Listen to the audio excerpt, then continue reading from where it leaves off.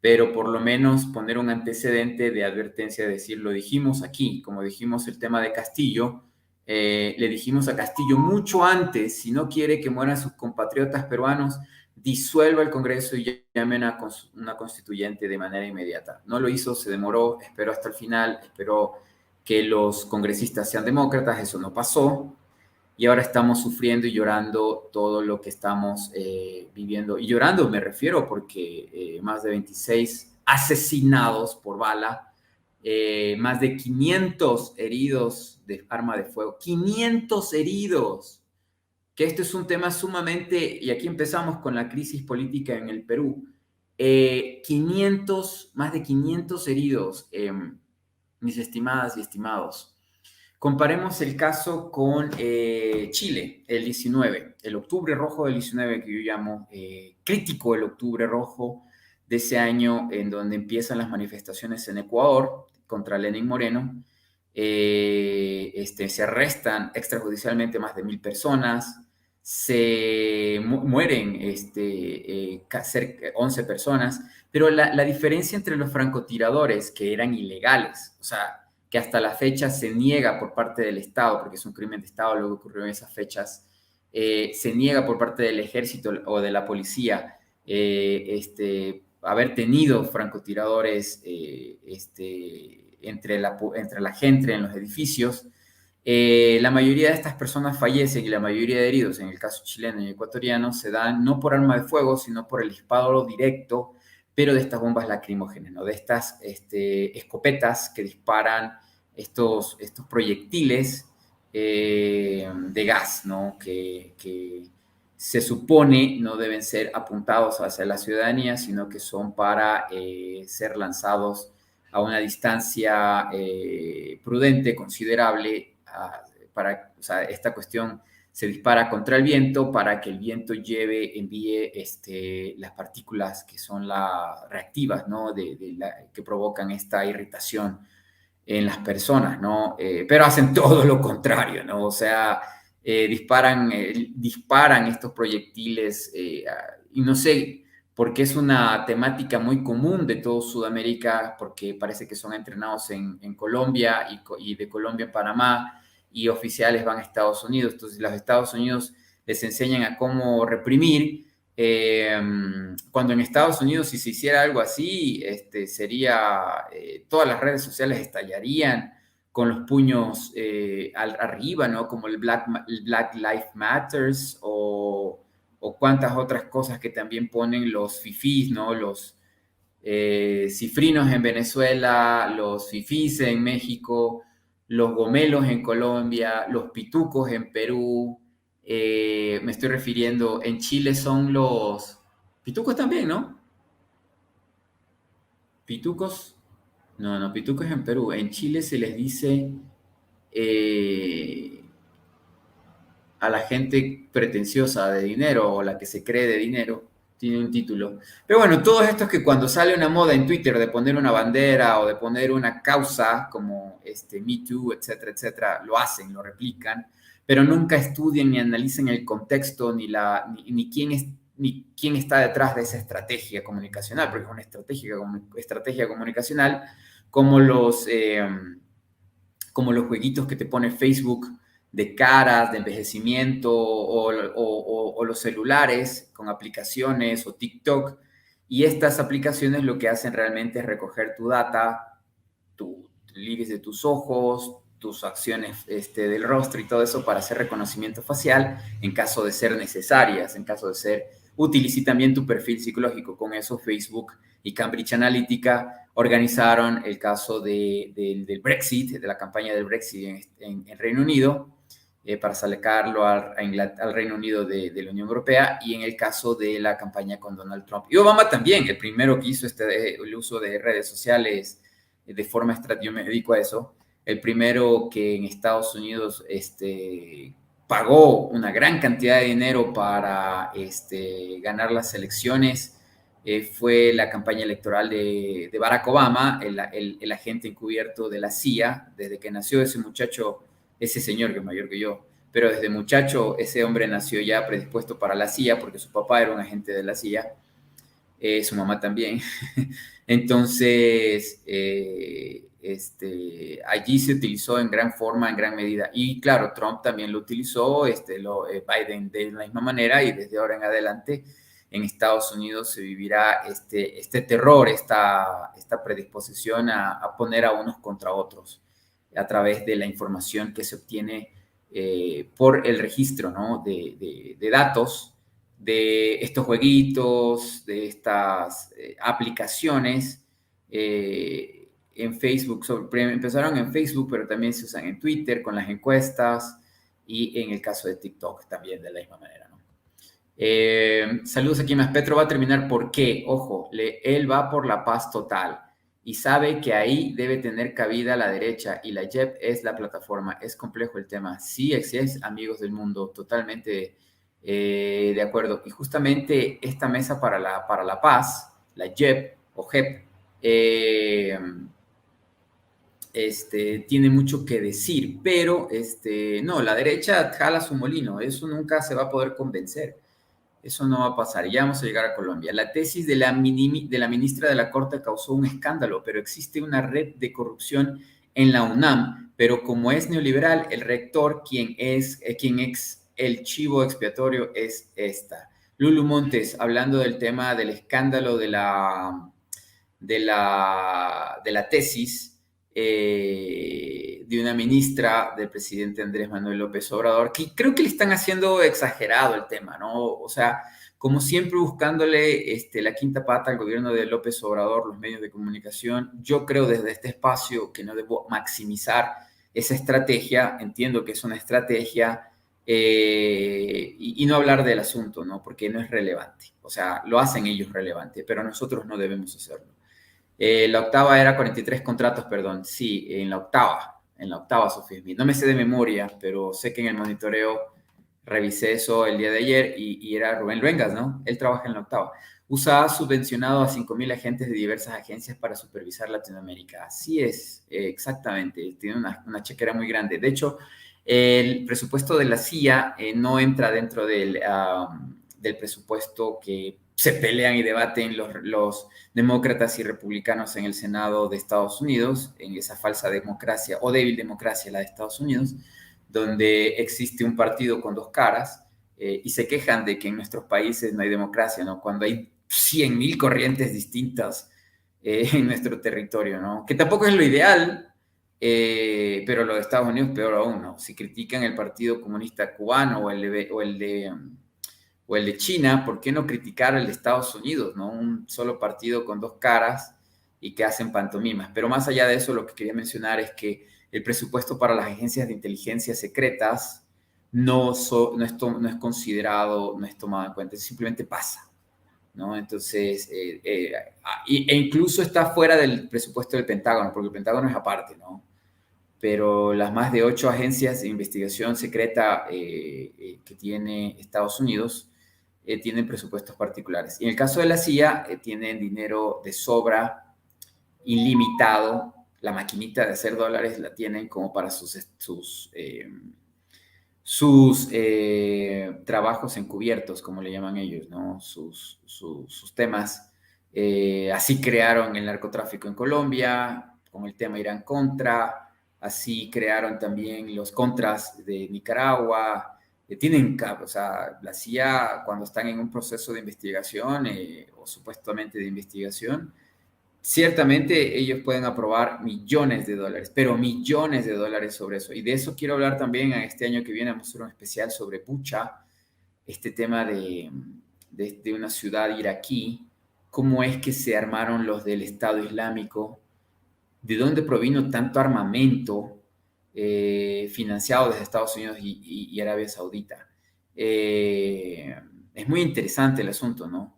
Y es un hueco, o sea, es un hueco. Ustedes no escuchan hablar del tema en Estados Unidos, no, muy poco se puede registrar o rastrear cómo se financió, dónde vino el dinero. Sí, sabemos de las armas, porque las armas se las encontraron y están ahí. Amnistía Internacional la sabe, lo sabe la ONU, lo saben muy diversas organizaciones que fueron a esta ciudad después de ser arrasada. Pero ¿quién les dotó al Estado Islámico y al Qaeda y al ISIS de armamento? Pues la CIA. Pero ¿y cómo sacó tanto dinero? ¿Y cómo es que no se sabe en esas cuentas dónde están? Pues porque ellos no son auditados. Están sobre el bien y el mal. Como James Bond, ¿no es cierto? Ustedes que aplauden las películas de James Bond, sí son buenas, la verdad. Pero él tiene todo al alcance porque también el MI6 también está sobre el bien y el mal en el Reino Unido. Ellos tienen presupuesto aparte, no son auditados. Con alrededor de 150 atentados a las redes eléctricas y no saben quiénes son, pero culpan a Putin, Sofía, que en Estados Unidos. También en Lima también hace calor, también en Lima todavía, ya Lima, el centro de Perú, ya estamos todavía mencionando y diciendo que es verano. Guayaquil, ojo, Guayaquil es un calor impresionante hasta febrero. O sea, el calor de diciembre es el calor de diciembre y lluvioso, ¿no? En el caso de Guayaquil, aquí en Quito llueve más y lo consideramos invierno porque llueve y la lluvia provoca frío, o sea, se nubla el cielo, entonces el sol no pasa mucho, ¿no? Pero en el norte, pero realmente en el sur es verano. Bueno, vamos a empezar. Estábamos hablando de estos temas. Déjenme seguir el tema. Crisis política en el Perú, pero me parece que denme solo un segundo. En el listado de los temas, quiero entrarle a la transmisión. Solo denme un segundo. Porque lo puse directamente. Denme solo un segundo. Pilpal, usted se acaba de inscribir como colaborador del canal, me lo acaba de decir él. Es miembro del canal ahora, le agradezco muchísimo, mi querida Pilpal. Querido Pilpal. Bueno, quiero ver ok, más. Crisis política en el cambio de régimen. Excelente. ¿Por qué menciono el tema del cambio de régimen? Ustedes saben que... solo denme un segundo, quiero decirlo con nombre y apellidos.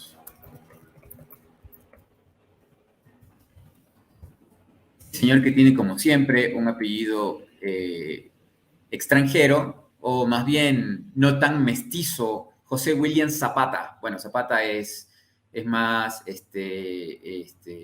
ibérico, pero José Williams, que denota, ¿no? El tema del poder. ¿Quiénes están en el poder, no? O sea, ¿quiénes llegan a representar a las grandes mayorías? No tienen apellidos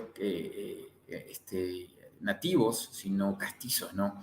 Eh, castellanos. Entonces, bueno, y Williams peor aún, ¿no? Williams es totalmente británico, no sé, es anglo, no sé qué onda con este señor Williams. Pero ocurre algo muy interesante el día de hoy y es que la señora Boluarte ha decidido,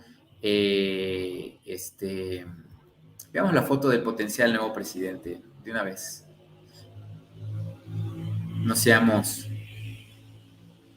no seamos malitos, dirían en Perú. Sí, yo creo que esta puede ser. Esta es oficial del Congreso del Perú. Ya se las voy a poner a ustedes para que la puedan ver. Hay que identificar a este señor, a este personaje, porque está hablando, está dando de qué hablar. Y eso significa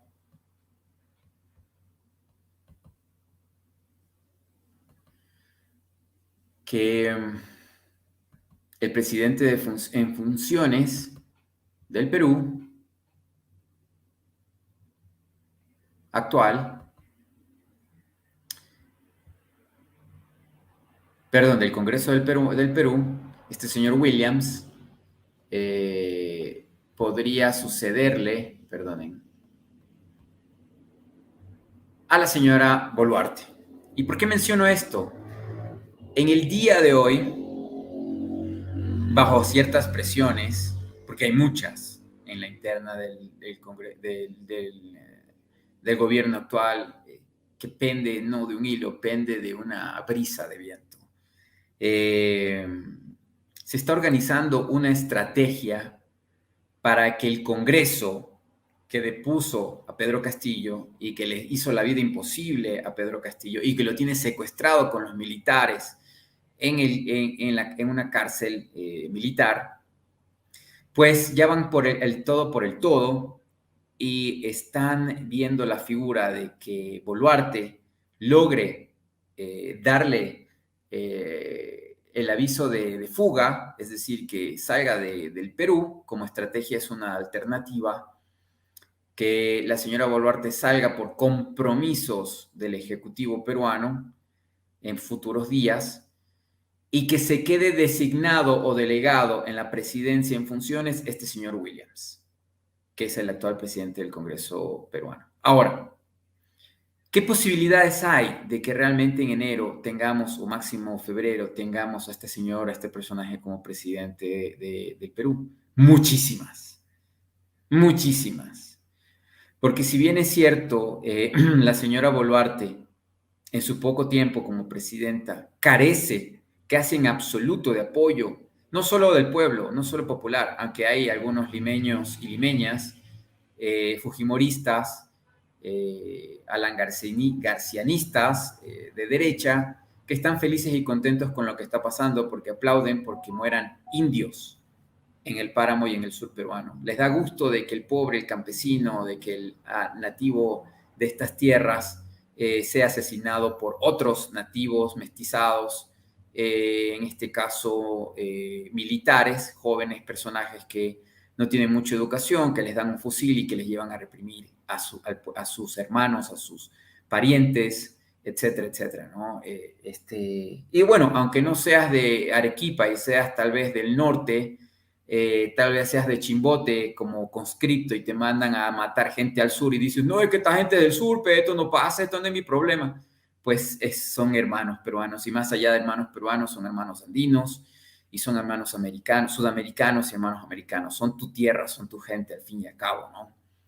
Pero bueno, eso a los pobres muchachos no les pasa por la cabeza cuando aprietan el gatillo y disparan, ¿no? En los bloqueos, en las carreteras.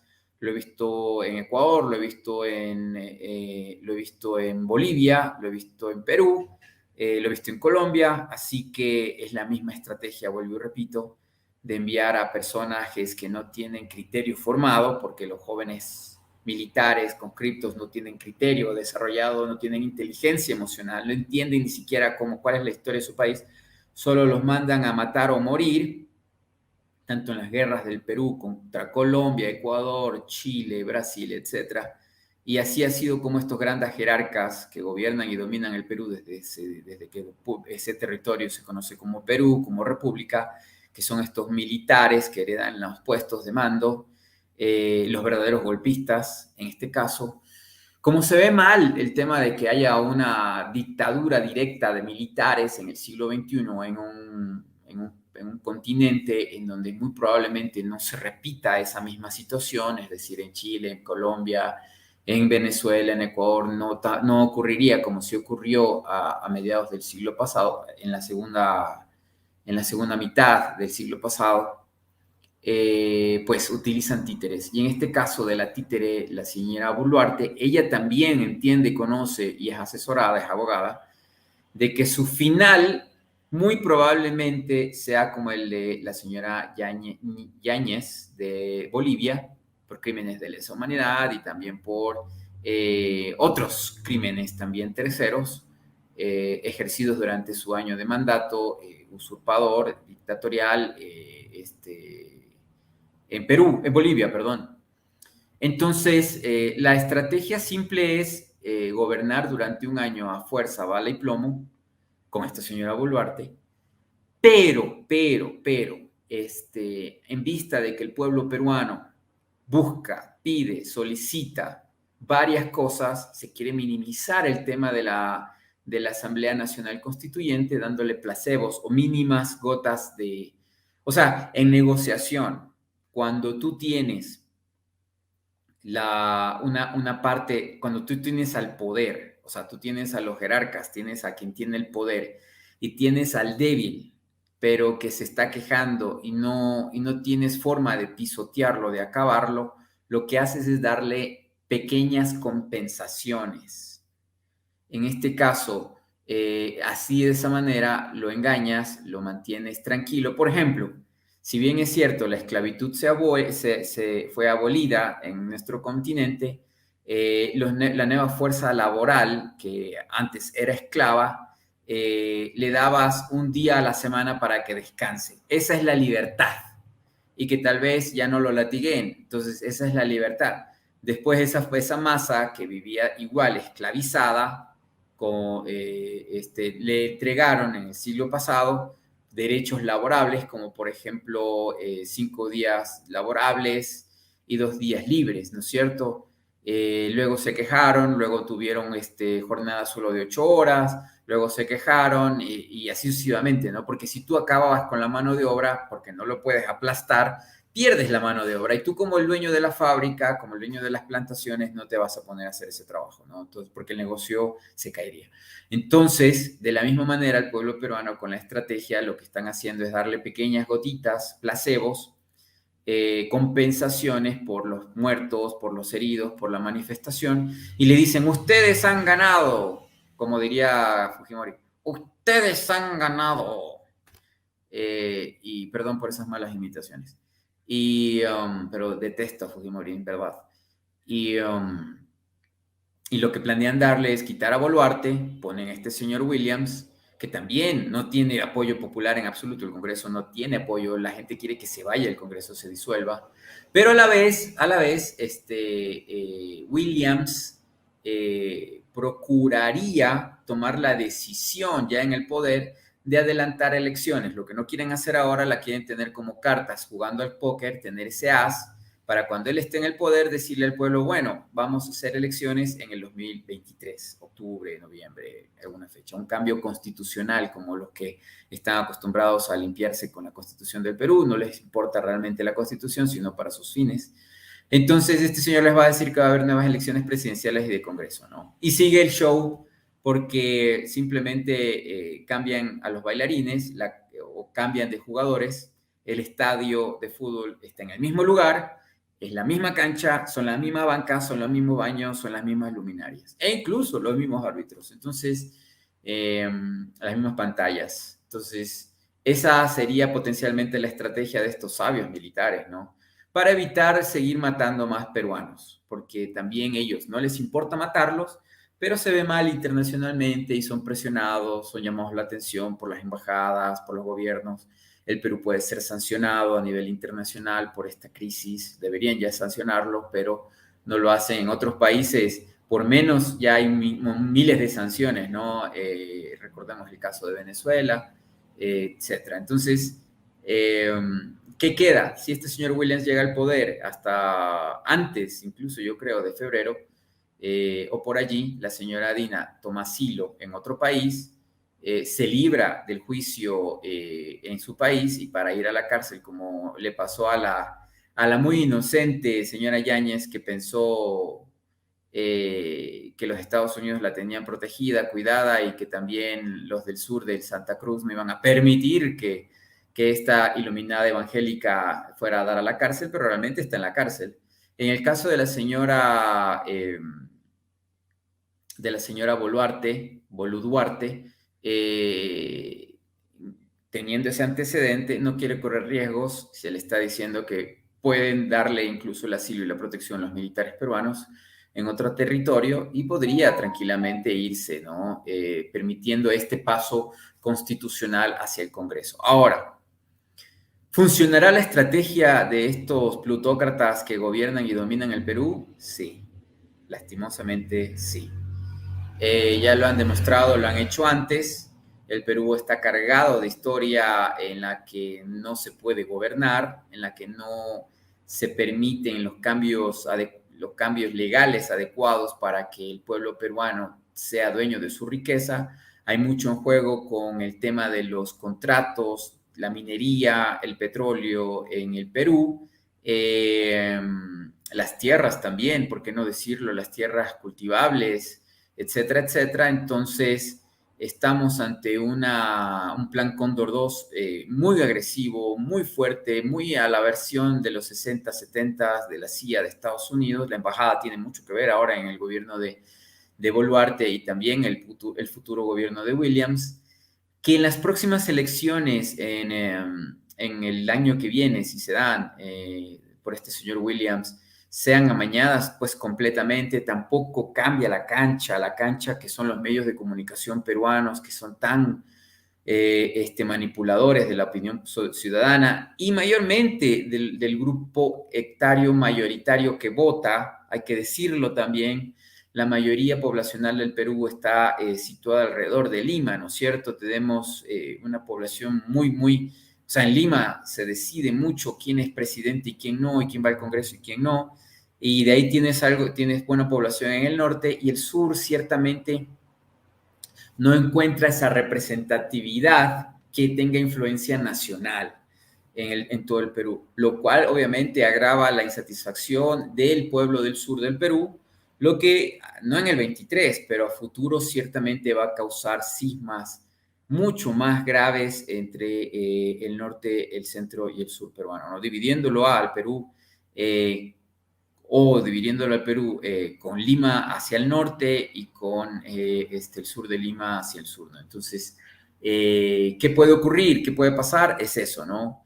Que su estrategia puede funcionar. Este señor Williams tranquilamente puede gobernar 10 meses, hacen todos los chanchullos, dicen en Ecuador, todos los negocios ilícitos, todas las renovaciones de contratos necesarias para 10, 20 años con concesiones. La Repsol de España continuará en Perú, tranquila y campante, libre de responsabilidades con el derrame petrolero que causaron hace este año, y así sucesivamente, ¿no? Y el pueblo ya amedrentado va a dejar de salir a las calles porque les dan bala. Dictadura al estilo siglo XXI. Entonces, colorín colorado, ese es el tema del Perú. ¿Cuál podría ser la salida? Se quedarían picados ustedes diciendo, bueno, entonces condenados al fracaso, al oscurantismo. Sí, porque los poderes son muy gigantes en el Perú, los poderes que controlan y dominan el poder, la pseudodemocracia que se supone hay en el Perú son arraigados desde mucho tiempo. El ejército no está con el pueblo peruano, pero el ejército tiene mucha popularidad de parte del pueblo peruano, aunque con estas 20 muertes, con este amedrantamiento, creo que el ejército está sufriendo una derrota muy grave en su imagen, una debilidad en su imagen, y el pueblo peruano sentirá, sobre todo el sur peruano, sentirá lo que sintieron uruguayos, argentinos, brasileros, chilenos en las represiones de las dictaduras del sur del continente que tan fácil se olvidaron en el Perú. Entonces, las reformas constitucionales se podrían dar a cabo, o sea, una nueva constitución, reformarlo al ejército, que se vayan todos a la casa con los jueces y que haya una reforma a las comunicaciones. En el Perú me refiero a los medios, a los medios hegemónicos, quitarles poder, fuerza a los medios, a las televisoras y a las radios populares ya de la oligarquía peruana. Esa situación se podría dar si Castillo logra su libertad, Castillo se queda en el Perú, Castillo se fortalece como su centro de lucha al sur del Perú, lo que unificaría el norte y el sur, porque Castillo es del norte, y procuraría esperar, buscando de forma legal la exoneración, el sobreseimiento, se dice en términos legales, de cualquier responsabilidad penal, por lo tanto, en 8 o 10 meses quede libre y disponible para las próximas elecciones presidenciales. Y ni bien asume el poder, llamar a una consulta popular ciudadana para que todos se vayan a la casa con el tema de una constituyente. Ya, definitivamente intentarlo en segunda vez. Pero eso no va a pasar. Así de simple y fácil. Perdón que me ría. Duele mucho lo que digo, pero eso no va a pasar.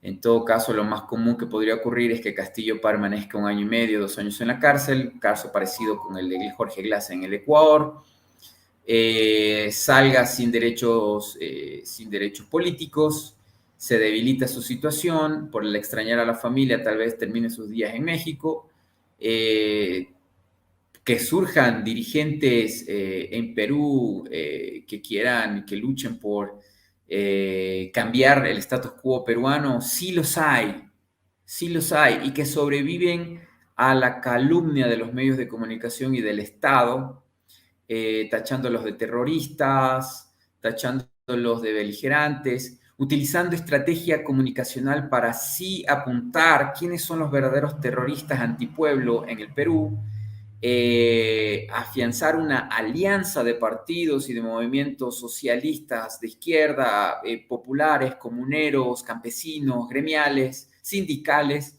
hacer un gran frente común y, y apoyar candidaturas que hayan demostrado, ojo, que hayan demostrado en la historia reciente que sus convicciones son inquebrantables. No apostar a un nuevo candidato, sino buscar entre las bases quién realmente ha sido perseguido por el poder, quién realmente ha demostrado no claudicar en la lucha, quién realmente tiene los conceptos claros, ¿no? Es decir, encontrar un Evo Morales en el lugar, en el territorio peruano. Y no jugar, digo jugar porque ciertamente en el Perú ha habido demasiadas traiciones que han engañado al voto popular, ¿no? Estamos hablando de Toledo, de Humala. Ojo, Antauro no es la opción, ojo, Antauro se quemó, Antauro ha demostrado realmente ser un oportunista, ¿no es cierto? Antauro es eso. ¿Qué otro? Y del círculo militar, les digo, tampoco viene esa opción, queridos hermanos peruanos, tampoco la veo por el lado de los militares. Así que tiene que ser por el otro lado, por otra situación, por otro lado, por el lado de los gremios, por el lado de los sindicatos, por el lado de los dirigentes campesinos, los mal llamados indígenas, ¿no? Que yo les digo nativoamericanos porque indígena es es una mala palabra española, etcétera, etcétera, etcétera. De allí tiene que venir ese cambio, ese resurgimiento, ¿no? De esa alianza estratégica y de buscar esos perfiles, ¿no? En caso de que Castillo sea totalmente quemado, destruido y desechado, ¿no es cierto? Otro que tampoco es el loco de Belmont. Belmont no creo que debería ser considerado ni tomado en cuenta. Belmont también es otro oportunista. Ciertamente tiene su mérito de ser de la oligarquía limeña, de ser de esa descendiente de esas familias migrantes que han tenido el poder y que son racistas. De cierta manera, el hombre tiene un buen discurso, una buena forma de presentarse, incluso se defiende legalmente hacia algunas acusaciones infundadas en el Perú sobre actos de él, pero más allá de eso tampoco lo veo considerable, ¿no? No fue, tuvo su oportunidad como alcalde de Lima en su tiempo y realmente no me parece que lo haya hecho bien. En todo caso, esa es mi apreciación sobre el tema del Perú.